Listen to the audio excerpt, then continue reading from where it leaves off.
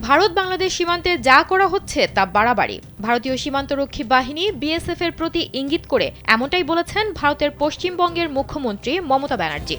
তিনি ক্ষোভ প্রকাশ করে বলেন, ভারতীয় নাগরিকদের বাংলাদেশে ঠেলে পাঠানো হচ্ছে। সোমবার পশ্চিমবঙ্গ রাজ্যের কোচবিহারে স্থানীয় কর্মকর্তাদের সঙ্গে বৈঠকে তিনি এসব কথা বলেন। মমতা রাজ্য পুলিশকে ভয় না পেয়ে বরং একটু সক্রিয় হওয়ার আহ্বান জানিয়েছেন। বলেছেন, তল্লাশি অপারেশনের ওপর জোর দিতে হবে। বাসিন্দাদের ওপর হয়রানির অভিযোগ করে মমতা বলেন, কোচবিহার একটি সীমান্ত জেলা। সীমান্তে আইন শৃঙ্খলা পরিস্থিতি বজায় রাখতে হবে। কোনো বাড়াবাড়ি সহ্য করা হবে না।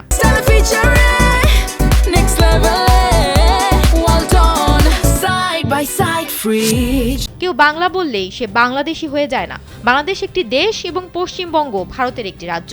মমতা বলেন, উত্তরপ্রদেশের অনেকে উর্দু বলেন, পাকিস্তানিরাও উর্দু বলেন। পাকিস্তানেও একটি পাঞ্জাব আছে, ভারতেও পাঞ্জাব আছে। দুই পাশের বাসিন্দারা পাঞ্জাব বলেন। তাই বলে ভারতের পাঞ্জাবিরা পাকিস্তানি হয়ে যায়নি বা পাকিস্তানিরা ভারতীয় হয়ে যায়নি। কিন্তু বাংলার বাসিন্দাদের যে হয়রানি করা হচ্ছে তা কোনোভাবেই সহ্য করার মতো না।